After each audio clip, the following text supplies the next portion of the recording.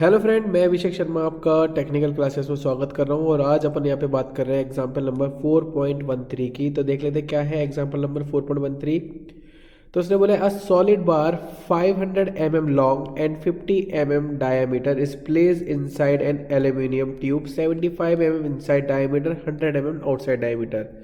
तो यहाँ पे देख रहे हैं 75 50 75 100 आपको दे रखा है। जो अंदर वाली रॉड है वो स्टील की है जो कि 50 mm डायमीटर की है, और जो बाहर वाली रॉड दे रखी है उसका आउटर डायमीटर 100 है और इनसाइड डायमीटर 75 है। The aluminium tube is 0.5 mm longer than the steel bar. An axial load of 600 kilonewton is applied to the bar and cylinder through the rigid plane as shown in figure. तो यहाँ पे बताया कि यहाँ पे जो aluminium की rod है वो 0.5 mm लॉन्गर है। जैसे अगर ज़्यादातर प्रॉब्लम में लेंथ सबकी बराबर होती है जब कंपोजिट सेक्शन के अंदर रखा जाता है। ये प्रॉब्लम थोड़ी अलग है क्योंकि लास्ट वाली प्रॉब्लम अगर आपने देखी होगी 4.12 वाली, तो सेम उसी तरीके से प्रॉब्लम है। मुझे क्या है, सब्ट्रैक्शन वाला लोड निकालना पड़ेगा इस 0.5 की वजह से। Find the stresses develop in the stress steel bar and aluminium tube. Assume E for steel as 200 giga pascal और E for aluminium 200 giga pascal.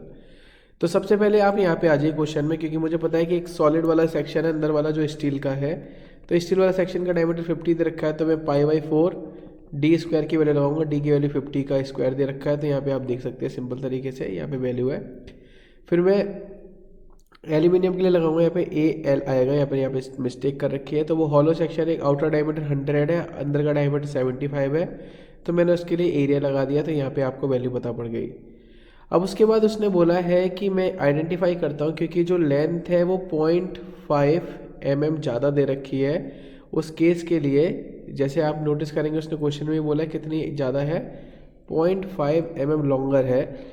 तो मैं उस केस के लिए फाइंड आउट करूँगा कि कितना डिफॉर्मेशन आएगा इस 0.5 के लिए। तो चेंज इन लेंथ मुझे निकालनी है, तो P मुझे पता है 600 किलो न्यूटन, L की वैल्यू मुझे पता है 500 प्लस 0.5 तो 500.5। एरिया में निकाल चुका हूँ एल्यूमिनियम के लिए, और उसका ए भी मेरे को पता है 70 गीगा पास्कल। तो मैंने यहाँ पे वैल्यू लगा दी और यहाँ पे वैल्यू निकल के आ रही है 1.25।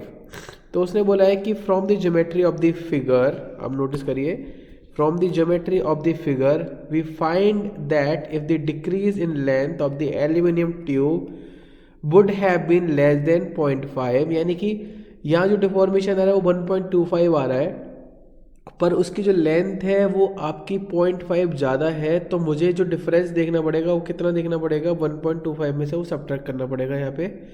तो उसने बोला तो वो नया लोड क्या होगा उस केस के लिए। तो मैंने बोला कि डिफॉर्मेशन शुड भी 0.5 कंसीडर करते हैं, लेंथ आपकी वही रहेगी 500.5, एरिया आपको बताइए 3436, और आपको ई की वैल्यू बताइए 70 गीगा पास्कल। तो उस केस के लिए मैंने यहाँ पे वैल्यू निकाली और P1 की वैल्यू देखी तो कितनी निकल के लिए 240 किलो न्यूटन। टोटल लोड मेरे पास आपको बताइए 600 किलो न्यूटन था, और उसमें से 240 किलो न्यूटन से ही मेरा काम चल रहा है। तो जो रिमेनिंग लोड है वो कितना हो जाएगा, 360 किलो न्यूटन। तो अब यहाँ पे कंडीशंस आ गई कि लोड मेरे पास 360 किलो न्यूटन है उस केस के लिए।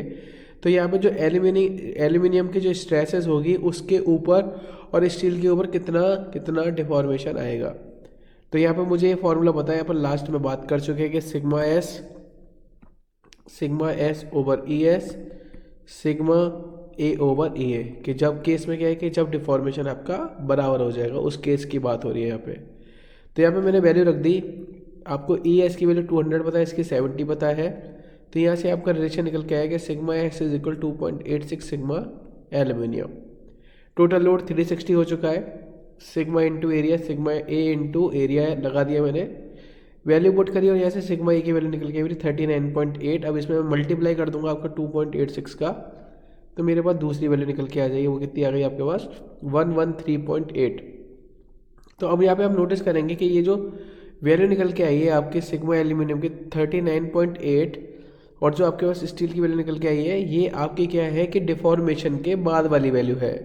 पर अगर आप नोटिस करेंगे कि डिफॉर्मेशन से पहले की स्ट्रेस कितनी होगी, क्योंकि टोटल लोड तो 600 था ना, ये तो 360 के लिए ही बात हुई, तो 240 के लिए कितनी स्ट्रेस होगी, तो 240 अपॉन एरिया 69.8। तो यहाँ पे जो 69.8 है इन्होंने ऐड कर दिया है एल्यूमिनियम के लिए, तो आपकी टोटल स्ट्रेस कितनी हो जाएगी 109.6। तो वेरी वेरी सिंपल प्रॉब्लम, बस आपको इसकी प्रैक्टिस करनी होगी तभी जाके आप समझ पाएंगे कि क्या हो रहा है। अगर आपको वीडियो अच्छी लगी तो प्लीज़ लाइक ज़रूर करना, शेयर जरूर करना। Thank you for watching guys, thank you so much.